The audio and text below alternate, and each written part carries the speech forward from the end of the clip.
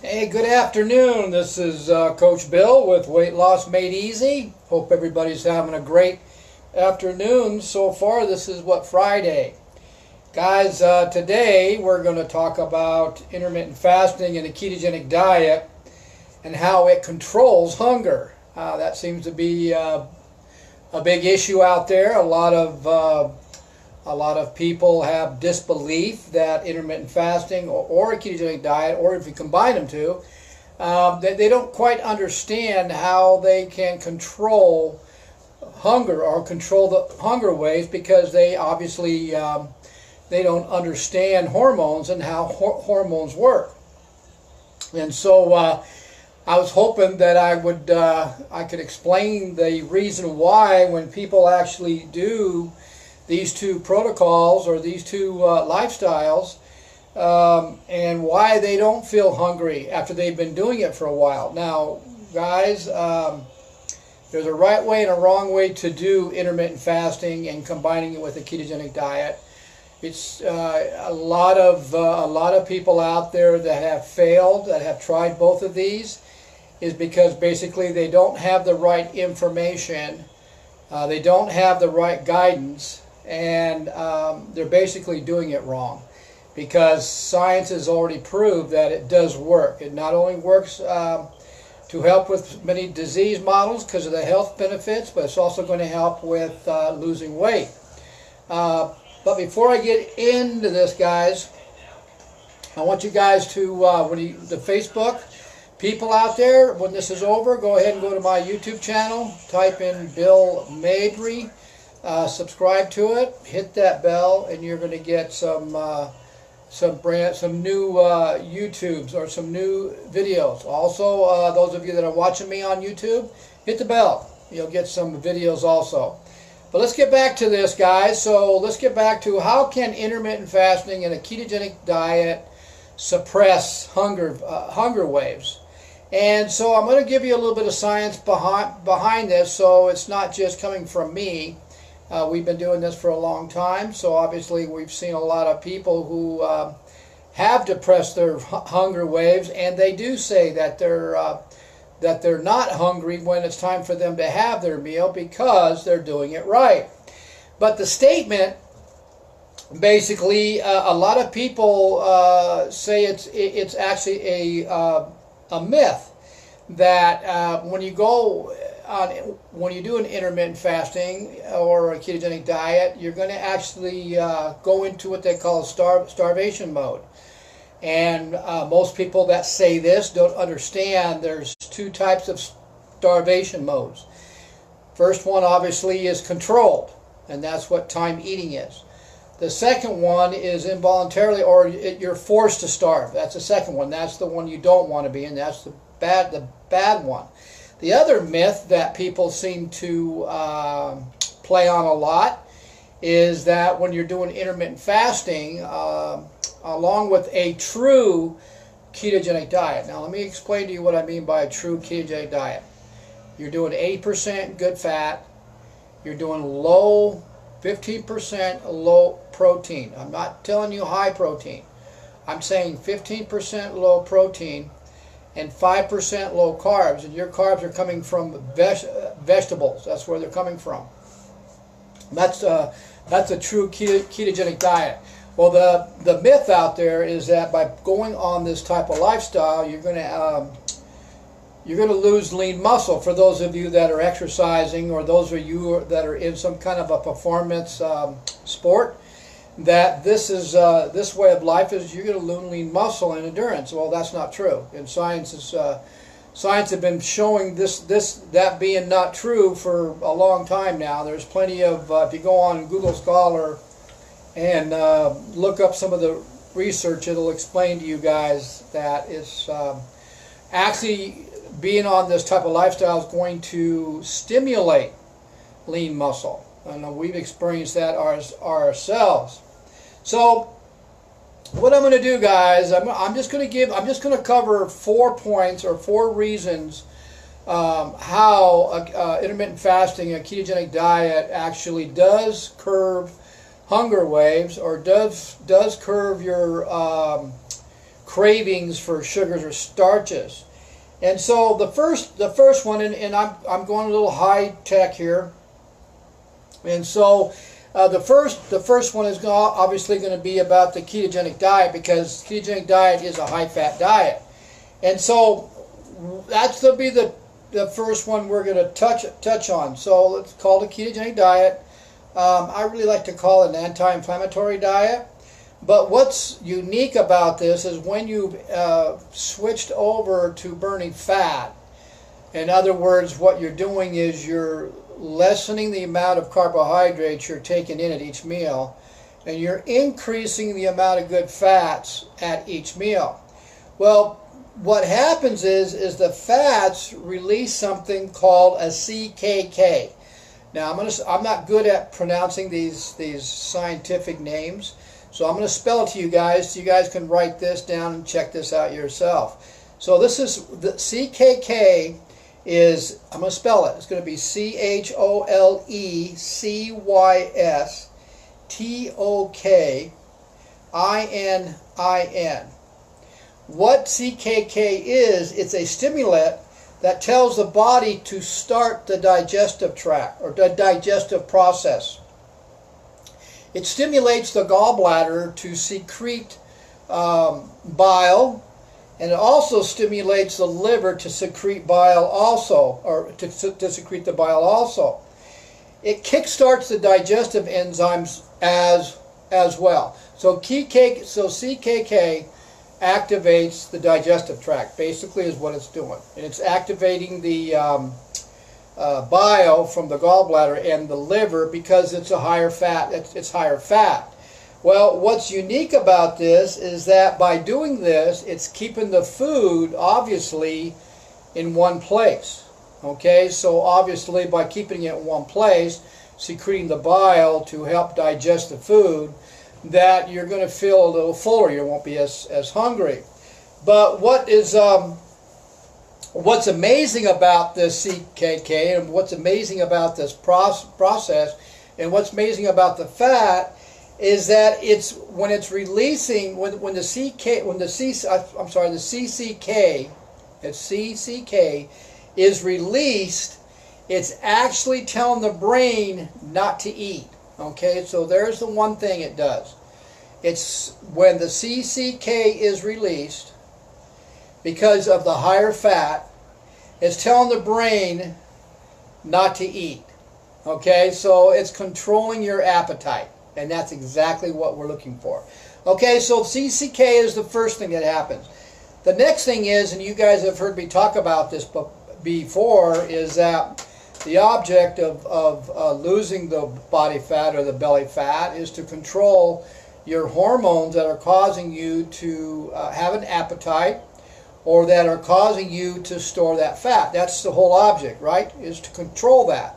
Well, that's why a ketogenic diet works so well, because of the high fat. The high fat controls the hormones that are causing you to have that appetite by keeping your hormone insulin down at base. And that's how you're going to control your appetite. That's how you're going to control the cravings of sugar and starches. But there's a certain hormone that your body secretes that I call it's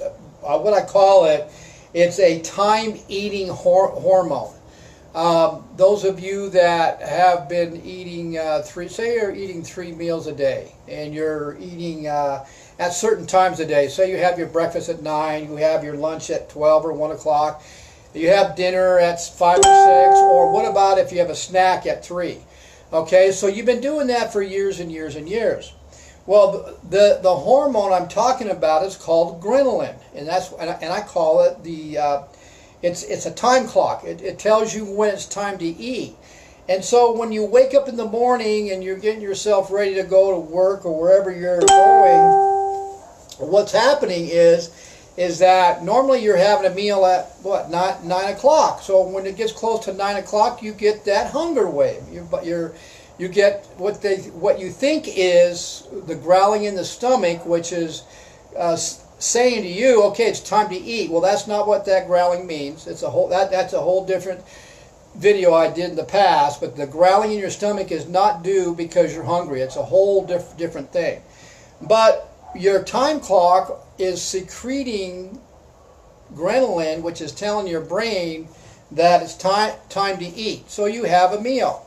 Well, then the other thing is those of you that work, if you're out working 40 or 8 hours or 10 hours, or if you're out and about, and you normally have lunch between 12 and 1 o'clock, and you're driving around, and all of a sudden you get hungry, and you look at your watch, and it's 12 or 1 o'clock. It's because that ghrelin knows that you normally eat at that time. You get the picture here? You see what I'm saying here? And so basically that ghrelin hormone is what's telling you, is what's giving you an appetite to eat. Well, you got to take control of that. Okay? And so by taking control of that, you got to change the way you're eating. You got to go to a higher fat diet. That's what will control that hormone. It also controls insulin, which is causing that hormone to escalate. You keep your insulin down to base, you're going to keep your ghrelin hormone also down to base. But interesting, this is interesting here. There was a study done by the European Journal of Clinical Nutrition, and they found something very interesting in this study that they've been researching this for a while now. And those of you that may be a little skeptical about these two are intermittent fasting and ketogenic diet, you know what? The best way to find out, yeah, there's a lot of research on it showing that it does control the hormones that cause your appetite. But you know what? Probably the most simplest way to do it is do it yourself. But like I said, you got to do it right. I mean, it's so easy to sabotage it if you don't have the right guidance or the right tools or the know-how. You will sabotage it and you're not going to get the full effect of it. But this is the interesting factor that they found in the research about the ketogenic diet. They took 39 subjects that were diabetics and were obese. They had diabetes and they were obese. And they had them go on a ketogenic diet for about 8 weeks. Then they had them for 8 weeks they went on a ketogenic diet. Then they had them go on a high carb diet or a Western diet. So they were on the ketogenic diet for 8 weeks. They took them off after 8 weeks, and then they put them on a Western diet, which most of you probably are on, which means it's a higher carb diet. You're eating more carbs and less protein because that's what the mainstream food industry has been preaching about all these years and saying that's the way you're supposed to go, when actually here in the United States, because of that Western diet, we're one of the fattest countries in the world. But they found that the high good fat diet, the ketogenic diet, this is not like I said, this is not a high protein diet. It is a high fat diet, good fat. I'm talking about good fat. This is where the people, so basically what they found was the high fat diet produced more ketones. So those of you that know what ketosis is when your body is producing more blood ketones for energy.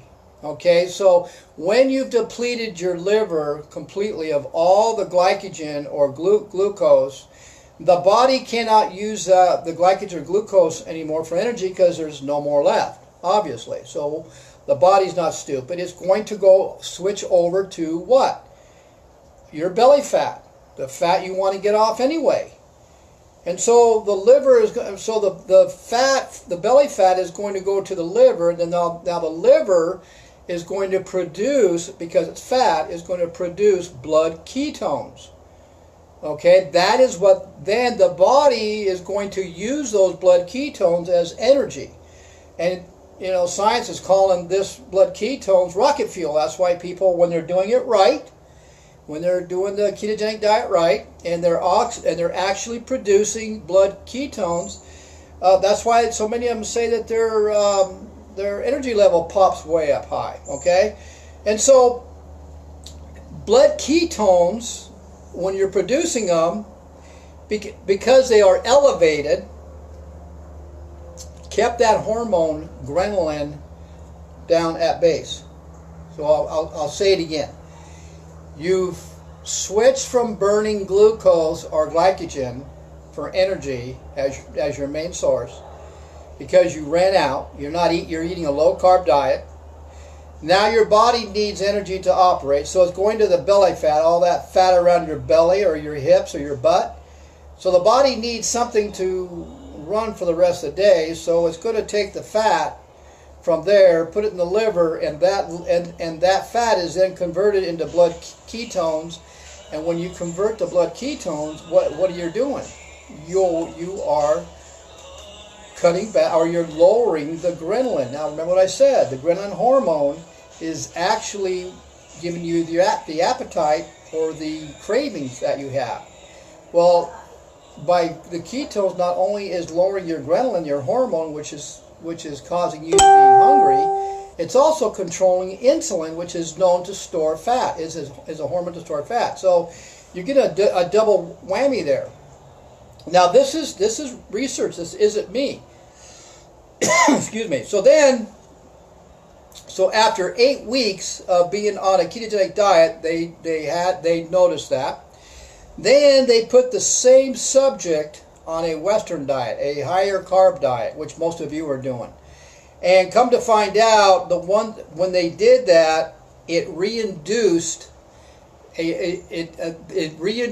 and elevated ghrelin, the hormone ghrelin, and their appetite or their cravings came on back. So that's a pretty simple test to do, and we have felt this ourselves because we've been doing this for a while, and we primarily are in therapy, our nutritional ketosis 24 hours a day, and then we do have one refeed day a week, and we usually take one meal out of that day and eat whatever we want. Well, we're both fat adapted now. So whenever we eat a high carb meal or a high starchy meal in one sitting, we're very sensitive to the conversion of that meal being converted to glucose and sugar, and we don't feel good at all because we've been doing this a while. So that's a great research test for yourselves. And it happens, I mean, if you do, like I said, if you're doing it right, you give the body time, it may take 3, 4, 5, 6 weeks to really get into that fat burning mode. But when you get to that point, and then you have a high carb meal in one sitting with starches with it, like breads and pastas and refined sugars, basically you don't feel good at all. So anyway, so that was the European Journal of Clinical Nutrition that did that research. Blood ketones that you produced when doing a ketogenic diet or being in ketosis will actually lower ghrelin hormone. That is the hormone that gives you the appetite and the cravings you're looking for. So that's number 2. So number 1 was fats help to decrease your appetite. Number 2, you are controlling the ghrelin hormone because of the blood ketones you are burning when you're eating higher fat foods or when you're drawing the fat from the body. And now number 3 is fiber, and most of you know how important fiber is. Well, when you're on a ketogenic diet or an anti-inflammatory diet, the majority of your food or your fiber is going to come from the veggies that you eat.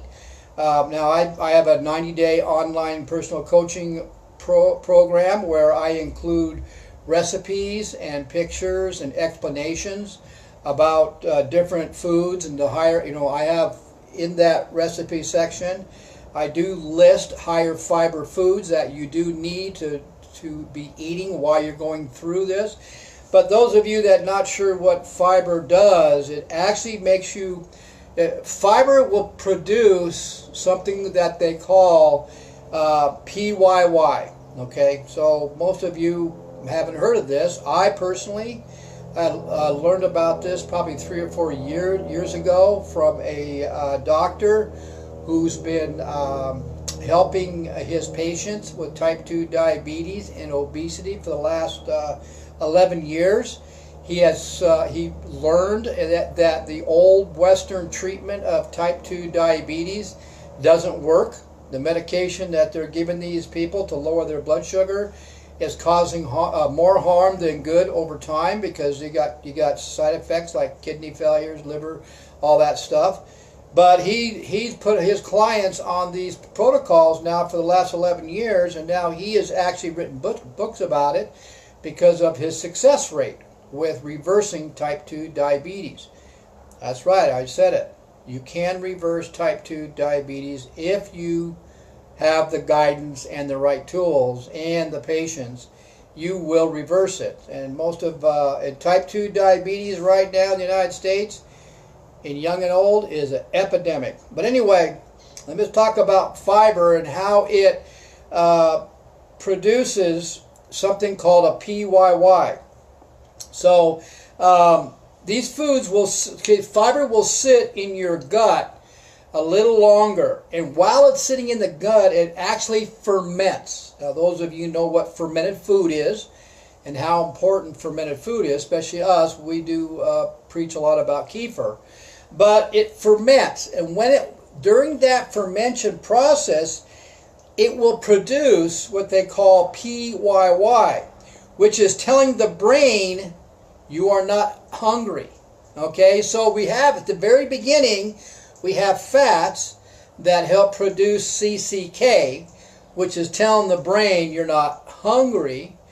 We got number 2, which is ghrelin, and we're controlling ghrelin and insulin so you don't have an appetite. And now number 3 is fiber, and when you eat fiber, it ferments in the gut, and during that fermentating process, it producing PYY, which is also telling the brain it's not hungry. So we got 3 factors here. That's why it works so well. That's why these intermittent fasting and ketogenic diet combined work so well, and why you don't have that starvation feeling.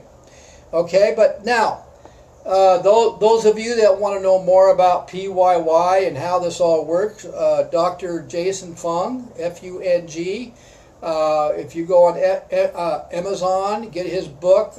He's got, let's see, okay, where's his book? Okay, he's got his book here. It's called The Obesity Code. That's a great book. He's got another one called The Complete Structure of Fasting, or something like that. But anyway, look up Dr. Jason Fung. He's a kidney specialist. He's been working with obesity and type 2 diabetics for over 20 years, but he's put him on this alternative eating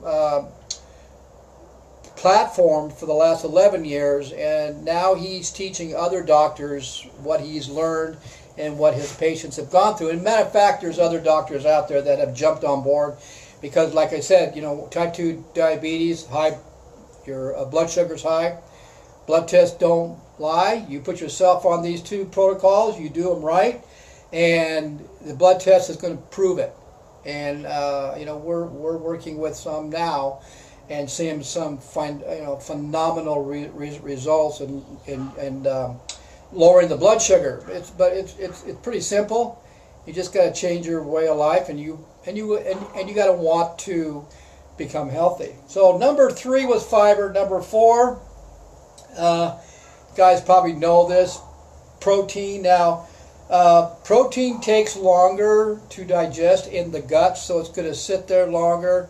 So it's going to make you feel full also. But during the digestive process, here we go again.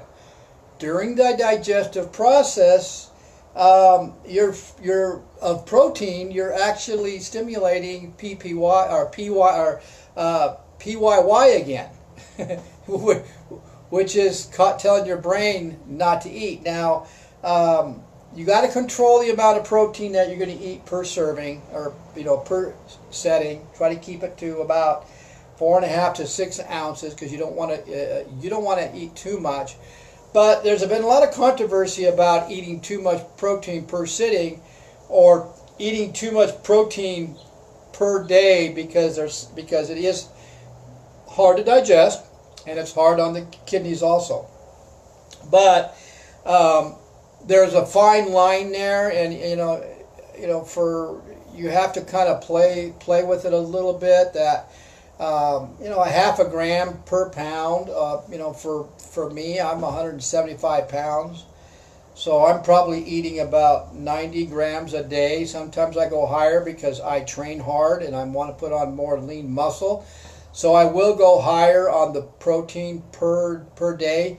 But the myth where protein, they say if you eat too much protein per day, it's converted into glucose, and then it's stored and then it's causing your insulin to spike, and then it's stored as fat. And in a sense, that's true, but the glucose from protein is a little different than the glucose from like sugars and starchy foods and high carb refined starchy foods, which is going to spike your insulin and cause you to store fat. But the protein, the glucose on the protein, when the body is producing glucose from protein, it's more like an add-need type of glucose. See, your body needs a certain amount of glucose to operate every day. Like let's say you need 30% in your body. Well, when you're on a ketogenic diet or you're doing intermittent fasting, obviously you're low carb, and obviously your glucose level is down to base or very, very low. Obviously your liver has no glucose in it at all. So because you won't produce blood ketones, and blood ketones is used as energy. But the brain needs a little bit of glucose to operate, as well as some other cells.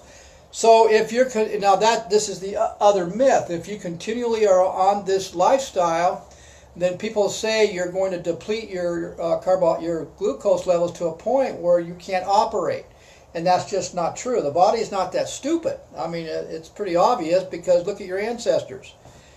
I mean, during the wintertime, did they have a whole lot of carbs to eat? Heck no, they only had meat. Well, did they have a lack of energy to go hunting because they weren't eating any more carbs because it's wintertime, it wasn't producing? Well, that's kind of stupid to think that, don't you think? Well, what happens is the body's got a mechanism in there, is when your glucose levels, say you have a bank account in your body which is designed to have glucose in it. Okay, so like I said, you got to have a certain amount for your cells and your brain. Well, if that bank account starts to get lower and you're not eating any carbs to produce glucose, so where's it going to get it from? And that's where the body does an as need. So it'll take the protein, and it'll actually take fat too, and convert it into glucose and store it and raise that bank account back up to where it needs to be, so the body still can tap in there and grab glucose when it needs it. So that's kind of the explanation on overeating protein and converting it into glucose. That yes, it can be an issue of storing fat if you're way, way, way high on protein, but we're not. Remember what I'm saying here. We're talking about a true ketogenic diet. And what a true ketogenic diet is, 80% good fat, I'm saying good fat, 50% low protein, and 5% carbs. So guys, that's why people that are doing the intermittent fasting and the ketogenic diet are seeing their appetites decrease, is because of the 4 factors that I gave you. Number 1 was fat. They've changed their lifestyle to eating higher fat foods. Number 2 is they're controlling the ghrelin hormone, which is designed to increase your appetite, or tell your body, tells your brain you're hungry when really you don't need to eat. Number 3 is fiber, and number 4 is protein. So guys, I hope this helped you out a little bit. Hope you saw some value in this, and hope to see you guys around again. So you guys have a great day, and we will see you guys on the next video. Have a good one. Bye.